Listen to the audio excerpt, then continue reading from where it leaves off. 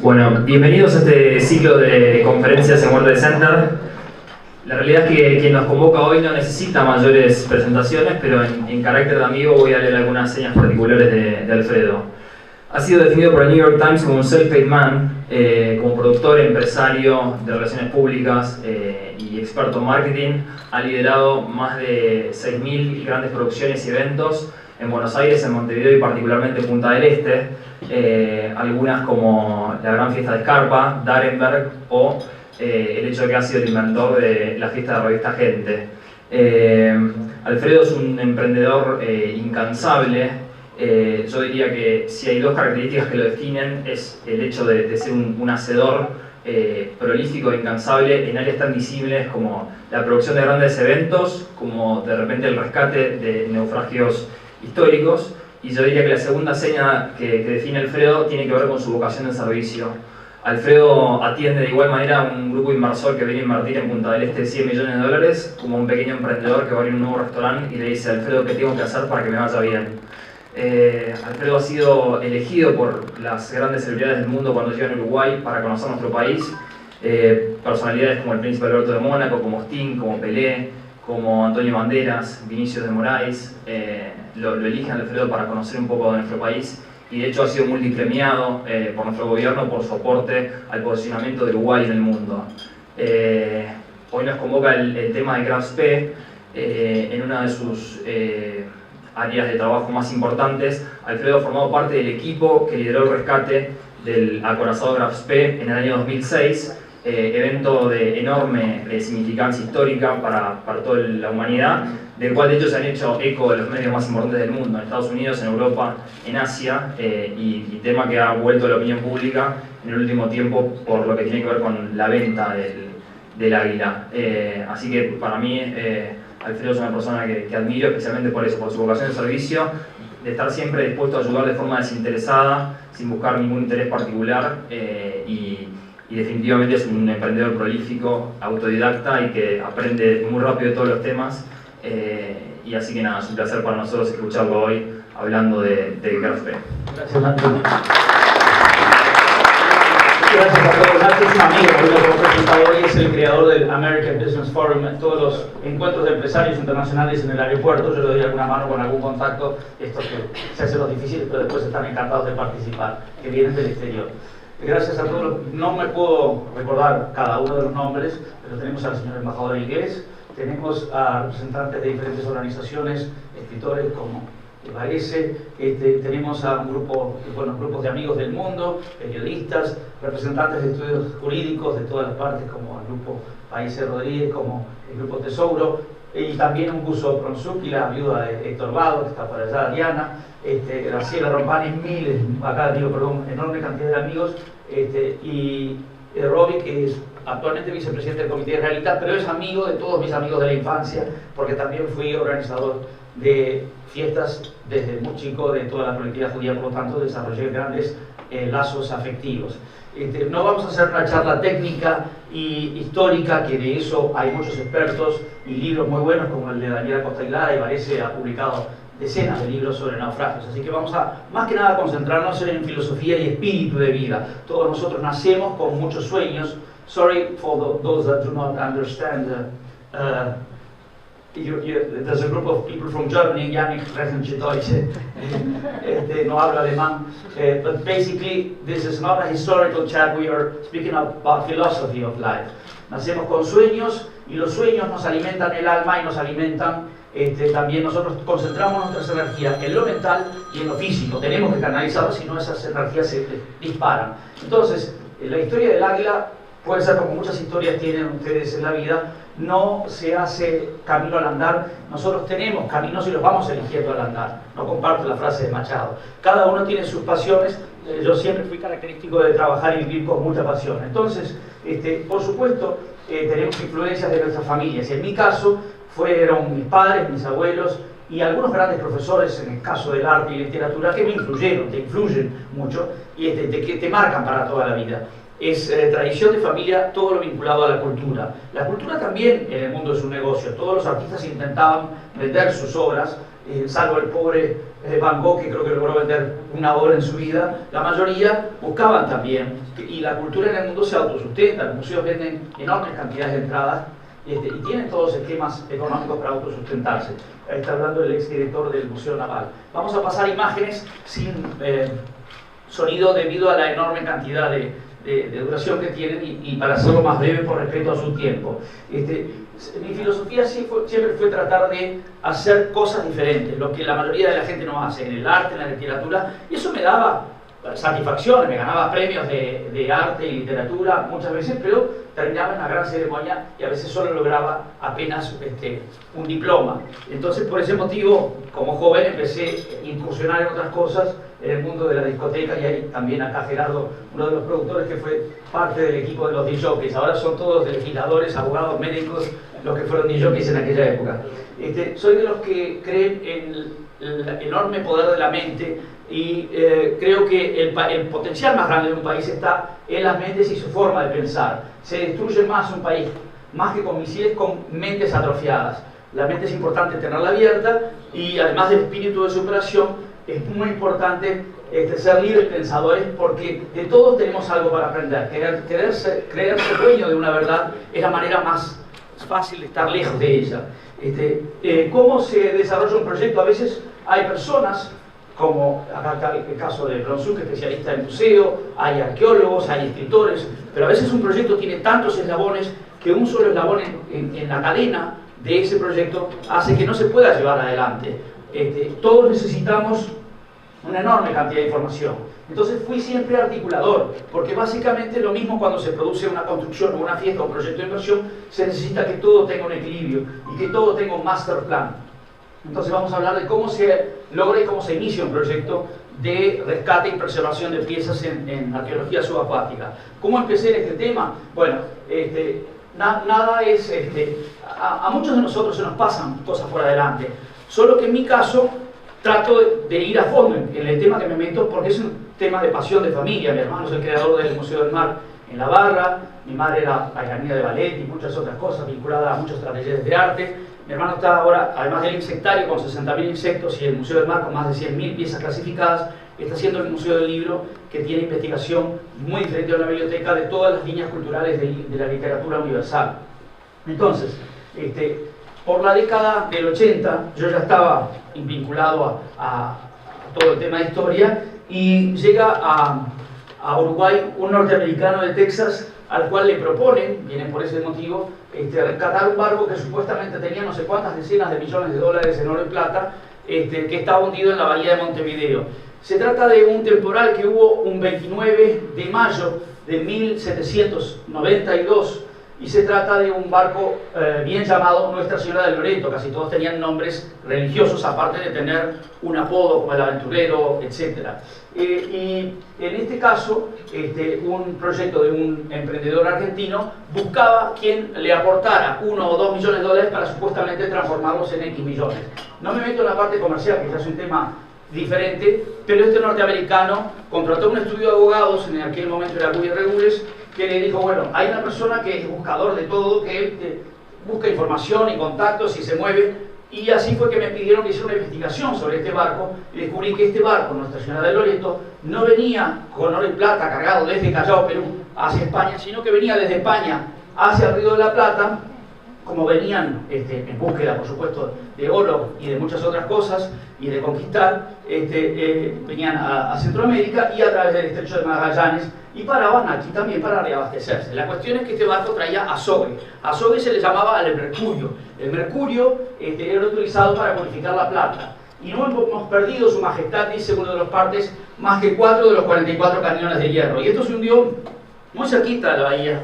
Y además, en general, y esto es parte de la historia, cuando hay un naufragio y es muy cercano a la costa, ya en la época que no había problemas de gremiales, de nada, se rescataba. Se ponían grasa, se metían todo el año a trabajar, se enfermaba un buzo, mandaban otro buzo, y se rescataba todo lo que se podía. Entonces, en este temporal se hundieron, se perdieron vidas, se largaban a través de sogas, se conectaban para tratar de lograr llegar a la costa. No eran buenos nadadores, y mucho menos en mar de tormenta. Y entonces, esta fue la historia que me metió a fondo cuando me quedé 6 meses, la primera vez en todos los diferentes archivos de España, y este es, por ejemplo, el carnet investigador de 1986 del Archivo General de Indias. El Archivo General de Indias tiene 40.000 legajos, 40.000 papeles atados. Como las mesas son altas, además me quedaba a esta altura. Después de tanto estar así, a las 4 o 5 horas no me podía levantar, el dolor de espalda que tenía, que tuve que ir a médicos, porque te entusiasmas y te olvidás cuando estás 3 o 4 horas de sí. Además, la documentación al principio se hace difícil de leer porque los términos son diferentes y la escritura, cuanto más antigua, más diferente a la nuestra es. Después te terminás acostumbrando. El Archivo General de Indias en Sevilla no tiene todo, no lo tenía en aquel momento clasificado. De hecho, recién empezaban a clasificar por motivo de los 500 años. Entonces, se hacía bastante dificultoso el trabajo y me fui a fondo e investigué 500 naufragios. Me fui al Archivo General de Simancas en Valladolid, esa tiene 17.000 legajos, y de diferentes bibliotecas de España que tienen partes pequeñas de archivos, pero que también me dieron información, como el Museo Naval de Madrid, Álvaro del Bazán en el Viso del Marqués, etcétera, etcétera. En aquel momento tuve que llevar cartas de recomendación de universidades demostrando que era una persona de buena voluntad y seriedad de no maltratar documentos originales que tienen 300, 400 o 500 años. Y me especialicé más que nada en la navegación española hacia el río y desde el Río de la Plata, aunque te topas con información de todo un poco y también te encuentras con información de barcos ingleses, algo francés, algo holandés. Estoy haciendo esto lo más sintético posible porque si no se hace un poco largo, pero en síntesis, en ese momento yo empecé a trabajar sobre un proyecto que presenté al Estado para rescate en el Banco Inglés. En el Banco Inglés tenemos declarados 250 barcos o pedazos de barcos, ¿no? El Río de la Plata tenía tantos accidentes debido a que tiene obstáculos como son los bancos de arena y las puntas de piedra. Entonces, además las cartas náuticas, las cartas marinas eran totalmente imprecisas, no se conocían bien y se comían estos obstáculos, y estos barcos que eran como una cáscara de nuez no tenían compartimientos estancos. Cuando empezaba a entrar agua se hundían. Estoy haciendo esto un poquito sintético porque si no se nos va el tema. Estas son diferentes imágenes de los diferentes periodistas o algunos se atribuyen títulos, pero no importa, ahí justo apareció, pero venían arqueólogos y todos querían participar de todas partes del mundo. Esta imagen es obviamente armada por computadora, porque no se ve absolutamente nada ahí. Y había otro grupo, Bronsuk, etcétera, de eso. Después, aquí tenemos a uno de los participantes que tenía otras zonas como Cabo Polonio, Valle Maldonado, etcétera, etcétera. Y fue ahí donde hicimos durante un periodo de trabajo, un trabajo en equipo con Héctor Vado, acá está la señora viuda, y en ese periodo trabajamos juntos el Banco Inglés y fue cuando decidimos trabajar juntos en el rescate del Graf P, que ya había tenido intentos fallidos cuando luego de hundido en 1939 hubo, ahora les voy a contar pequeñas historias de los momentos. Gran Bretaña se llevó 7 piezas con autorización del gobierno uruguayo, y esto sí, ahí ya empecé a contratar profesores porque se me hacía imposible todo el tiempo y perder miles de horas en los archivos, y profesores de Oxford encontraron los documentos que dicen Top Secret del servicio secreto, que ahora es parte de la historia, donde contratan al ciudadano uruguayo Julio Vega Higuera, y está toda la negociación del embajador Millington Drake, donde le piden por favor no gastar más de X libras. Finalmente él logra la negociación donde este ciudadano uruguayo, que le llamaban Tutal por tener su traje impecable, cuya viuda vivió hasta hace poco en Venezuela, que hablé con ella, después se casó con un tal Sanabria, esta documentación mostraba,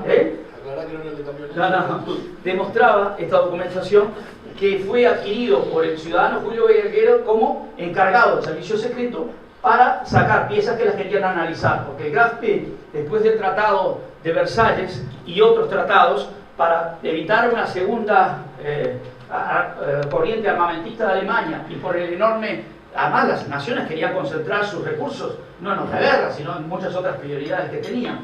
El Graf P tenía grandes adelantos tecnológicos, no le permitían a Alemania hacer grandes acorazados de 30.000 toneladas. Entonces sus inteligentes ingenieros, que muchos terminaron en los Estados Unidos después de la Segunda Guerra, habían logrado no utilizar remaches, tenían propulsión a gasoil en vez de a carbón, tenían un sistema de fuego de largo alcance, que eran las ventajas que tenía el Graf P, bastante velocidad, era teóricamente de 10.000 toneladas. No creo que lo hayan pesado, pero obviamente era bastante más pequeño, más rápido, y además tenía gran autonomía, y además tenía un sistema de radar, y además tenía un sistema de telémetros que por triangulación lograba, con errores enormes, o sea, tiraban 100 cañonazos y invocaban 5. Claro, uno de esos proyectiles, los cañones más grandes del Grasp tenían 28 milímetros, estamos hablando de un proyectil casi estamos hablando de más de 1 tonelada de cada proyectil de esos. Entonces, también tenía un sistema primitivo, pero para aquel momento un radar tenía, y tenía 2 grandes torres con los telémetros. Entonces, el Grasp fue producto de 3 acorazados que se hicieron de bolsillo con motivo de las restricciones que tenía Alemania. Vamos a ir al tema, dejando el tema de las investigaciones que llevaron años y de todo el intercambio de información que yo se lo voy a proporcionar a escritores como parece que se acuerda que en aquel momento yo daba conferencias en el 80 y ya publicaba en todos los diarios la verdadera historia, y eso me significó hasta una amenaza de muerte de un buscador de tesoros porque la arruiné el negocio. Pero en aquel momento salieron titulares en todos los diarios: no hay tesoro en el Alberto. Lo que pasa es que a veces en muchos de estos proyectos, y no es de ahora, sino hace 500 años también había, el tesoro no es el tesoro cultural de lo que está bajo el agua, sino el proyecto de juntar inversores. En nuestro caso, yo tuve que vender propiedades, fruto de mi propio trabajo, para pagar cuentas monstruosas. Por ejemplo, cuando se rescató el telémetro, Héctor viene y me dice: Alfredo, para mañana juntar $3.000. Y después vino un señor y dijo que quería 30.000. Eso es una cifra que, como si fueran lechugas. Y en ese momento era una grúa muy antigua que no tenía más ni una habilidad. Finalmente se contrató la del Estado, que sí tenía mejor capacidad, que había venido para la Whipper, pero me cobró Asociación Nacional de Puertos casi $15.000 el alquiler por un solo día, y $3.000 me cobró el Banco de Seguros para un doble seguro. O sea, ya estaba asegurada y tuve que asegurarla otra vez. Cuando se rescató el Águila de Grasp, que no se sabía y que era todo especulación y que se la habían llevado los ingleses, se habían llevado piezas estratégicas, pero era más que nada para verificar qué tan buena era la tecnología, porque había también un poco de leyenda y no se sabía si había máquinas enigmas, etc. En aquel momento el embajador inglés Melitron Drake tuvo gran habilidad en la batalla diplomática en controlar los movimientos del puerto del Grasp. Y hubo también en aquel momento una batalla de prensa que, a través de las agencias internacionales de noticias, Gran Bretaña anunció que venía una enorme flota, que no era cierto, y tampoco tenía la capacidad de saber el capitán alemán Langsdorff qué daño le habían hecho a los 3 cruceros, Aquiles, etc., y Ajax.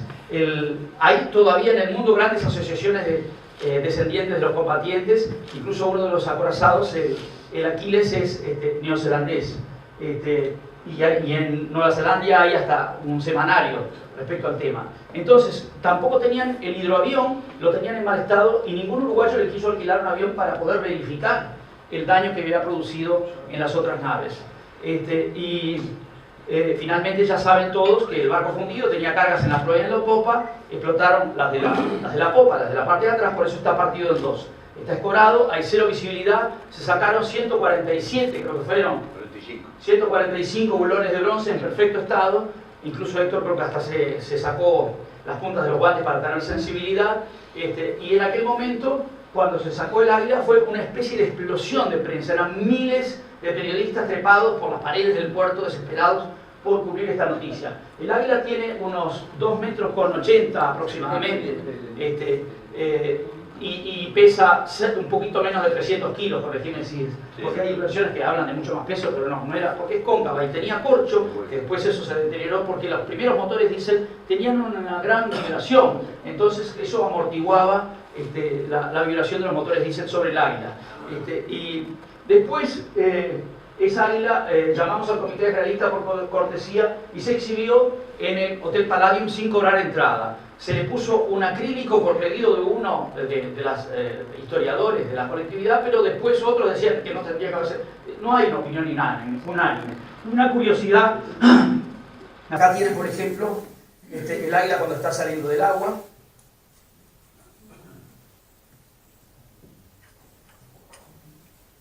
El Águila fue parte de casi todas las culturas, desde los egipcios, los romanos, en Primo Oriente, los Estados Unidos, México, ¿no? Y esta águila similar se exhibe en Londres. En el tercer y cuarto piso está el Museo del Holocausto, que lo visité varias veces. Y en el segundo piso hay un águila muy similar que tomaron los alemanes de la Cancillería al final de la Segunda Guerra Mundial, y ahora se exhibe, con algún agujero que tiene en un ala, en el Royal Imperial Museum de Londres. O sea que todo material vinculado a los horrores de la historia, como fueron los Khmer Rouge, el Holocausto, etc., están llenos de cosas vinculadas a esos horrores, pero la Shoah de la colectividad está basada en el recuerdo, como muchos otros museos de la historia, justamente para analizar y no cometer los errores del pasado. En contextos académicos, todo esto se neutraliza, como las máquinas de la Inquisición, etc. Ahí está el cajón donde se guardaba.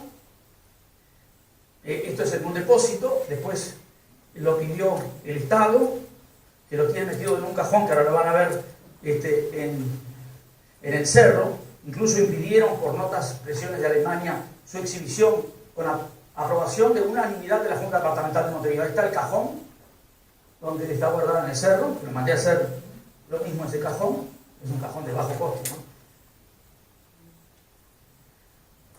Y como curiosidad, aquí tienen, esta es la sinagoga En Gedi, en Israel. Eso está siendo restaurada. La esvástica, la cruz gamada, fue símbolo parte de la cultura de la India, de los budismos, de la cultura judía, pero no era un símbolo maligno. Los alemanes la tomaron en ese breve periodo y la utilizaron de manera negativa. De hecho, en las sinagogas modernas, esto está en libros, no estoy más que refiriéndome a incluso de historiadores judíos, quitaron las esvásticas de las sinagogas modernas, pero no de aquellas que tienen 3000 años.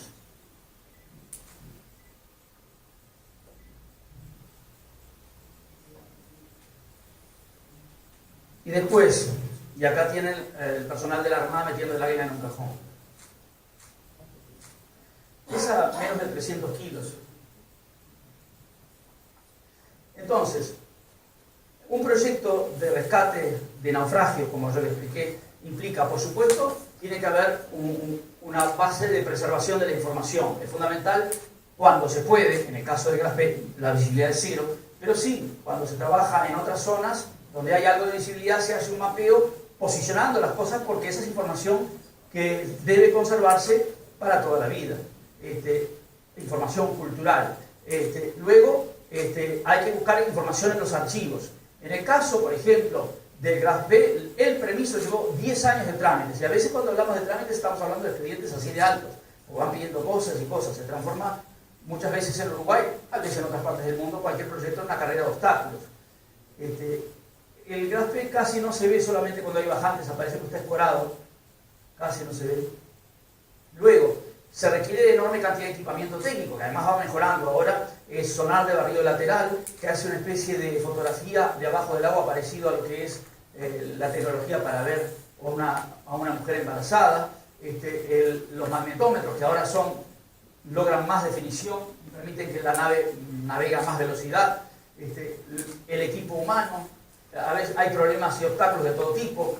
Fueron muchos los intentos, porque a veces no ayuda el mar, o hay el factor humano. Los seres humanos no son máquinas y tienen sus problemas. Ahí estaba todo con el corcho del lado de atrás, todo lleno de corcho.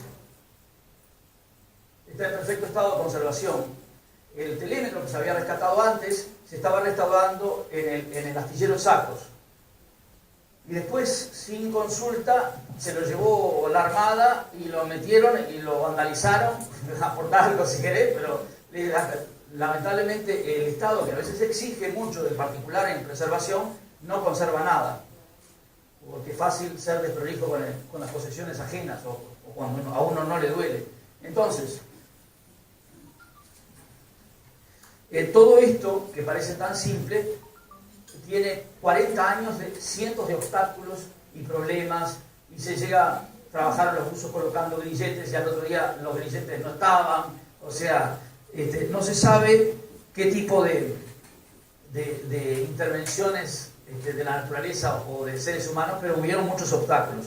Básicamente, la historia de la batalla del Río de la Plata, en síntesis, es que este acorazado había hundido 9 barcos aliados, que los aliados tenían 740.000 toneladas hundidas y los alemanes menos de la mitad, y este acorazado se camuflaba y estaba en la parte sur de Gallego Matías, que trabajó también, Matías Echeverry, en las primeras etapas de los naufragios, y no lo podían encontrar fue por información de inteligencia, algunas versiones dicen, otras fue un poco fortuito, y por supuesto engañaron las comunicaciones porque hubieron encuentros con otros barcos alemanes que les permitieron acceder a algo de información, intercepciones de radio. Hay varias versiones, pero el Gaspe no sabía que se iba a encontrar con estos 3 acorazados ingleses, y mucho menos que los iba a tener a tiro de cañón. O sea, el problema es que la ventaja que tenía de mantenerse a distancia la perdió,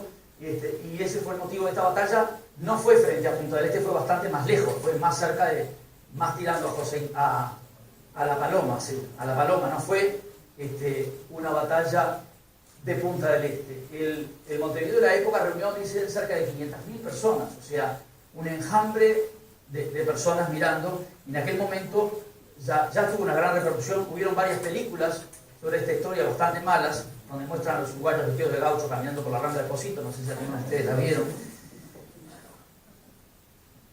Pero lo más importante es que en este caso hay el trabajo de muchas familias que trabajaron durante 40 años, y en este caso, originalmente las presiones verbales de algún otro país ahora parecen estar más tranquilas, impidieron que el Estado cumpliera con un contrato. Acá se trata de cumplir con un contrato que está basado en la ley de, a ver los abogados que corrijan, la ley es 14.343, y es del año 1975, es una ley de cascos hundidos, y en ese momento el Estado uruguayo le comunica a todos los consulados y embajados que tienen el derecho a declarar un barco y rescatarlo.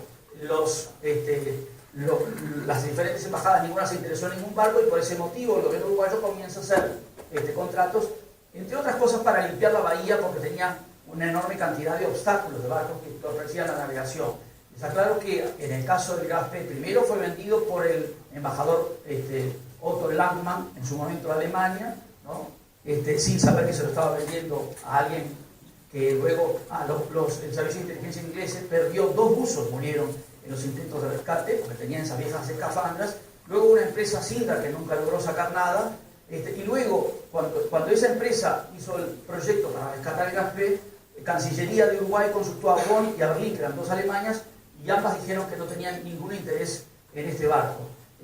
Luego la Comisión de Patrimonio decretó que no era parte del patrimonio uruguayo, por más que tiene valor histórico cualquier pieza vinculada a la cultura o a la historia, y también se consultó hace 10 años al Comité Realista, que, al igual que todos nosotros, comparte que, conociéndose el destino de la pieza y que ese destino sea académico, que no se transforme en ninguna pieza vinculada a temas negativos para los seres humanos, no tenía ningún problema en la subasta de la pieza, y en eso estamos todos de acuerdo. Cuando se hace una subasta internacional, un llamado a interesados, uno no cae a Sotheby's y levanta la mano. Están precalificados con un número, se sabe a dónde va, y además los museos son un muy buen negocio. Desconozco por completo la seriedad de estas consultas, pero sí tuve 2 consultas, una a través de un broker conocido que comenzó de unas familias de la comunidad judía de Europa interesadas en donarlo al Museo del Holocausto de Israel, o sea que por lo menos ahí sabemos de dónde viene, y después un señor que no me acuerdo su nombre, no sé si recuerdas, que me invitó a tomar un café de la colectividad en García, interesada en el águila para el Museo del Holocausto de Washington. No hay, que yo sepa, particulares recorriendo las calles buscando piezas de este tipo. Esto es una pieza que solamente tiene sentido exhibida en un contexto cultural, donde además lo transforman en un buen negocio porque hacen un área especial con diferentes imágenes del Uruguay de la época, etcétera, etcétera, y un análisis de la historia, y entonces se neutraliza por completo cualquier cosa maligna, como todos los museos del mundo. No quiero hacerles perder mucho más tiempo, estamos ahora exactamente en 30 minutos, pero la filosofía es, todos ustedes tienen sueños. Los sueños, hay personas que no se animan ni siquiera a imaginarlos, otros nos animamos a implementarlos. Esto es un trabajo de equipo de mucha gente, y lo más importante en la vida es siempre no lo que hayamos hecho, sino lo que nos queda por hacer. Por lo tanto, si mejoran las condiciones, vamos a seguir trabajando en proyectos. No necesariamente en este caso hay un posible beneficio económico, pero atrás de esto hay miles de trabajos hechos sin absolutamente ningún beneficio. En mi caso, yo di más de 100 conferencias, todas absolutamente honorarias, y publiqué más de 100 artículos en medios sin ningún tipo de beneficio, más que el placer que te da el tema cultural. En el caso de Paisé, por ejemplo, coleccionista de arte, todos tenemos nuestras pasiones. Lo más importante en la vida es poder vivir cada uno como lo siente, en la medida en que no haga daño al prójimo, y las mentes abiertas y la filosofía de vida, el espíritu de emprendedor, pero de compartir y poder dialogar a nivel universal, son las que nos llevan a un mundo mejor, y los fundamentalistas son los que tienen la mente cerrada a los diálogos. Eso se da en todas las religiones, y como decía Sócrates, que hoy hablaba con Varese, los hechos se repiten de hace 1000, 2000 y 3000 años. Cambian los personajes, pero el comportamiento del ser humano no ha variado mucho. Si escuchan la filosofía desde los budistas, o el Talmud, o muy especialmente los viejos pensadores de Grecia, tienen mucho que ver con las charlas de marketing de hoy en día. Hay mucho en común. O sea que no hay nada inventado. El ser humano se sigue comportando igual, cambian las personas. La historia de la humanidad necesita enseñarnos a vivir y convivir, no solamente darnos información. Creo que en la educación está el gran cambio que puede tener nuestro país, y no es dar la información que la sacan de internet, sino a los chicos, y perdón que me vaya del tema, enseñarles a vivir, convivir y autosustentarse con su educación. O sea, tiene que haber una vinculación con el mercado laboral, porque si no los chicos se desestimulan y canalizan mal sus energías, como lo vemos cotidianamente. Bueno, gracias a todos, y no fui a fondo con el tema histórico, porque para eso están los especialistas, pero esto es una historia de vida, de haber dedicado miles de horas y haber dedicado mucho de mi patrimonio a llevar proyectos adelante que solo pretendemos que, en el caso del Estado, cumpla con el contrato, nada más. Muchas gracias a ustedes.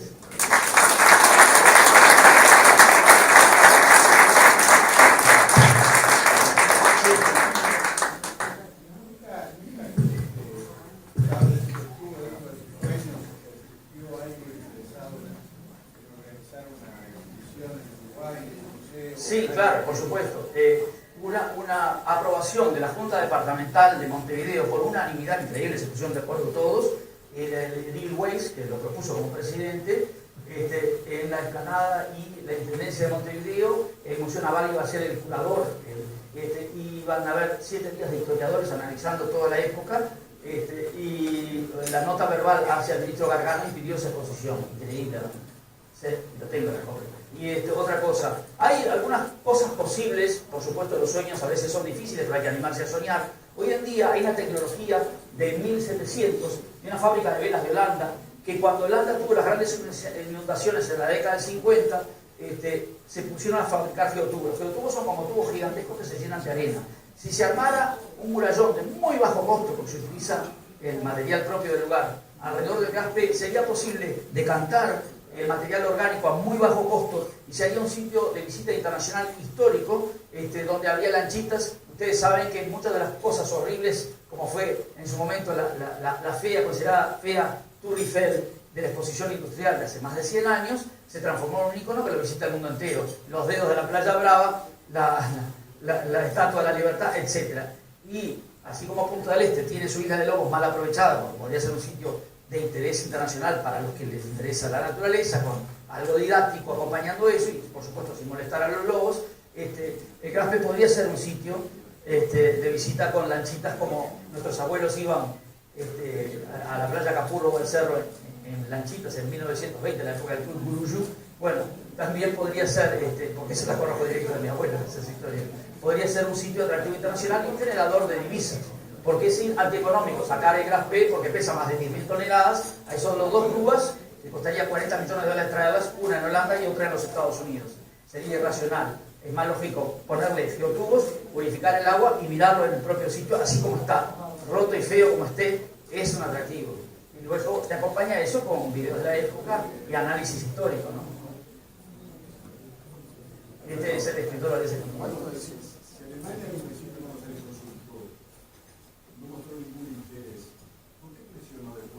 No, la verdad es que sinceramente no estoy seguro, pero sí sé, en principio, que no todos están de acuerdo, como es normal, cuando hay una opinión de un grupo religioso, político, no todos opinan de la misma manera. En segundo lugar, aparentemente ahora parecería que están de acuerdo, porque estamos todos de acuerdo en que queremos saber el destino de la pieza. ¿Quién quiere? Solamente algún tirabombas que quiere meter lío puede decir que hay locos por las calles con millones de dólares buscando comprar ese símbolo. Eso va a cualquier tipo de circunstancia académica, ¿no? Pero en su momento la Cancillería, estamos hablando del Ministerio de Relaciones Exteriores de Uruguay, hizo un informe político y jurídico en el cual desestimaron por completo reclamación de intervención de Alemania. Esto es una decisión de Uruguay, primero porque Alemania lo vendió y lo cobró.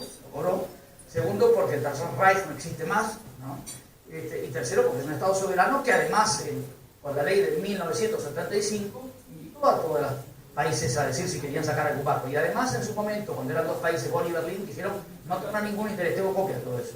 De todo eso tengo copias. Así que hoy en día no tiene ningún sentido, porque además en todos lados hay piezas, muy especialmente, no sé si han visitado museos del Holocausto. El Museo del Holocausto tiene todo tipo de elementos o fotos vinculados a esa época, porque no hay más remedio que mostrar, si no, ¿cómo mostrás? O las calaveras del Khmer Rouge, que son peores, o las máquinas de la Inquisición. Están los museos llenos de cosas horribles de la historia, justamente porque son el ámbito adecuado para su análisis. En el caso del águila, está al lado el Museo del Holocausto en el tercer y cuarto piso y el águila en el segundo piso. Y pasa a los turistas como un objeto, porque el museo neutraliza cualquier tipo de idealismo que pueda ser, sea religioso, político o de otro tipo, o fundamentalista, ¿no? Pensamos que ahora no. Si Alemania quiere hacer un museo en Uruguay y enterrarlo, porque si tú lo llevas a Pirarajá o a Sarantiel, es como enterrarlo, ¿no? Hablan de museos, acá no, hay los museos que son además la mayoría de entrada gratuita, no son visitados por los uruguayos. No hay el volumen de gente. Un museo como el Louvre mueve decenas de millones de dólares, porque lo visitan millones de personas de todas partes del mundo que pagan 20 euros. Además tienen leyes donde las empresas pueden descontar dinero. Para ellos sí es un buen negocio. Y también lo puede ser para Uruguay, porque puede hacerse una copia de un bronce, también es una copia.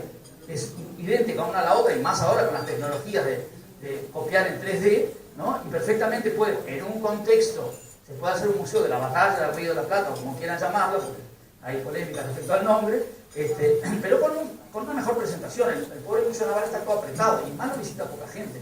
Piden una donación creo de 30 pesos ahora de entrada. Así que sí, puede haber una exposición, puede comprarlo Alemania y decidir a dónde destinarlo, pero Alemania, imagínate que tú como periodista hayas trabajado 40 años y hayas acumulado tu trabajo durante 40 años en una caja de ahorro, y ahora venga alguien y diga, bueno, ahora no puedes usar lo que trabajaste 40 años. Es un derecho casi constitucional. ¿No? Lo bueno sería que lo compraran el Estado y se lo cobrara Israel. Bueno, no puede hacerse de manera, tiene que ser transparente. ¿Por qué donarlo a tal o cual país? En realidad tendría que ser capaz que una exposición itinerante donde, buscándole el contexto, porque acordate que la pieza sola no tiene sentido, ni valor ni sentido. Están los videos de la época, el análisis de todo lo malo del Holocausto, el análisis de lo positivo de la gestión de la Cancillería inglesa aquí en la batalla diplomática. Hay cosas positivas dentro de las cosas. Israel, porque como ahora hay un resurgimiento del nazismo en Europa. En Europa, en Alemania más que nada. En Alemania, en Alemania, no. En Francia. Pero es, Fredo, sí. una pregunta. ¿Hubo una oferta concreta en dinero? No, nosotros, a mí me gusta ser muy sincero y directo. Yo leí en medios de prensa del mundo cifras de 50 millones de euros, cosas por el estilo. Yo no sé si vale 50 millones, 500 millones o 5. Acá se trata de cumplir con un contrato, ¿entiendes? Y, a ver, ustedes, ¿cuántos años creen que tengo yo? Bueno, voy a cumplir, en la cédula dice que cumplo en 10 días 62, pero yo no tengo 62, ya me lo gasté, ya lo consumí. El promedio de edad, cerca de 70, a mí me quedan 8 o 10 años. Eso es lo que yo tengo, lo demás ya lo gasté, no los tengo. Entonces yo los voy a destinar a amigos, calidad de vida, porque no voy a ponerme a discutir si tenemos vida o no después de la muerte. Pero si la hubiere, no podés ni tomarte una copa de vino al otro lado. ¿Entiendes? Así que... y por último, le voy a hacer una anécdota que Entre los cientos de personajes que nos visitan, 3 veces nos visitó a comprar David Rockefeller, que falleció a los 101 años hace poco. Pero cuando nos visitó ya tenía 100, se había cambiado el corazón un montón de veces. Entonces, yo digo, pero qué raro visitar tanto el Museo del Mar. En realidad lo que visitaban más que nada era el insectario. Y yo le preguntamos, ¿pero por qué? Sacamos fotos con él, lo teníamos que sostener parado porque no le gustaba montarse en su silla de ruedas, ¿no? Porque tenía su pito, le gustaba su orgullo. Dice, no, porque cuando yo tenía 6, 7 años, un profesor de la escuela me empezó a introducir al tema insectos y colecciona insectos. Dice, esta colección es más grande, en inglés, ¿no? Es más grande que la mía. No, le dice su asistente. Lo que pasa es que la suya la tiene en cajones y acá está exhibida. Entonces, yo le digo a la gente, imaginen que Rockefeller les plantea a todos ustedes, ahora ya no vive, falleció a los 101 años, imaginen que Rockefeller les plantea a todos ustedes donarle toda su fortuna, todos sus decenas de miles de millones de dólares, pero les pide a cambio un enroque. Todos dirían, sí, yo quiero la fortuna de Rockefeller. Les pide un enroque. Él les da sus 101 años y ustedes les dan sus 20, 30, 40, 50 o 60 años. Nadie agarra. Por lo tanto, todos ustedes son ricos y no saben. ¿Entienden?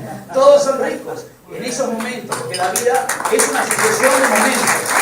La vida es una sucesión de momentos. Y todos tenemos que aprender a disfrutar de cada uno de esos momentos. Familia, amigos, hasta las pequeñas cosas. Cada uno lo disfruta con la cultura, el arte, una copa de vino o un tema musical. Es importante vivir el momento y reconocer y agradecer, sin desmerecer todo lo que hayamos hecho o haya sido nuestro pasado y lo de nuestro entorno, pero siempre mirando, disfrutando el momento que tenemos. Disfruten de este momento, disfruten de la vida y anímense a soñar.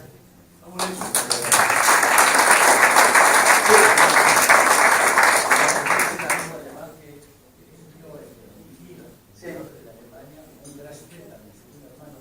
Había 2 barcos gemelos. Había 2 barcos gemelos, el Deutschland y el Scherf. Se hicieron 3. De cualquier manera, el libro de Leitch y Acosta y Lara tienen toda la información. Está en la librería, lo publicó el diario El País. Aquí estuvo en la isla de... Varias veces estuvo, sí, claro. Imagino que habrás esforzado con hablar el tema de parecía todo el No, bien, la señora bien, muy tranquila, era muy mayor ya, la hija ya tenía más de 90 años. Sí.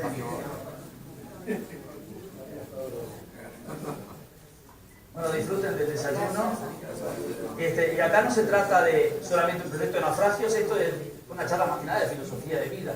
Fue un accidente, cada uno tiene su águila, le pudo haber tocado el águila a cualquiera. En mi caso yo estaba buscando naufragios españoles, como el grupo de Héctor y Plonsuk, y bueno, surgió esto, y no sabíamos si estaba o no estaba el águila.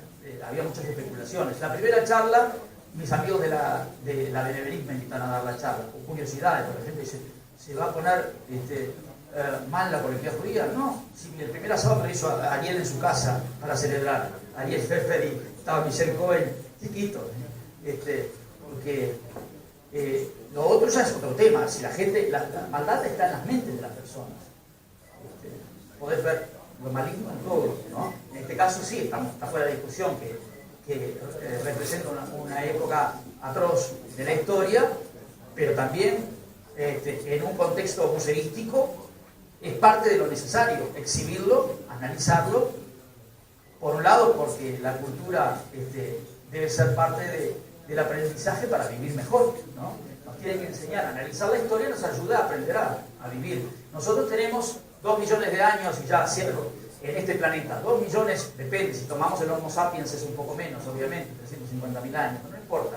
En nuestra ADN, en la memoria genética, estamos acostumbrados a vivir en naturaleza, con nuestras mañas, por supuesto, porque la naturaleza es la lucha por sobrevivir. Yo digo siempre que en los últimos 50 años no nos podemos acostumbrar a toda esta cantidad de agresiones que nos obligan o nos presionan para que nuestros chicos o nuestras familias consuman el consumismo, los ruidos, las sombras, las sirenas, la inseguridad, la mugre. Todo eso produce para mí, pero es una teoría no fundada, ataques de pánico, insomnio y problemas de convivencia. Nosotros necesitamos volver más a las raíces de la naturaleza y por eso les aconsejo a todos deportes, bueno, y usar la mente, ¿no? Mente para pintar, cantar, bailar, lo que cada uno quiera. Los seres humanos acumulamos energías y tenemos que canalizarlas hacia cosas constructivas y positivas. En el fondo somos todos muy parecidos, las cosas buenas y cosas malas.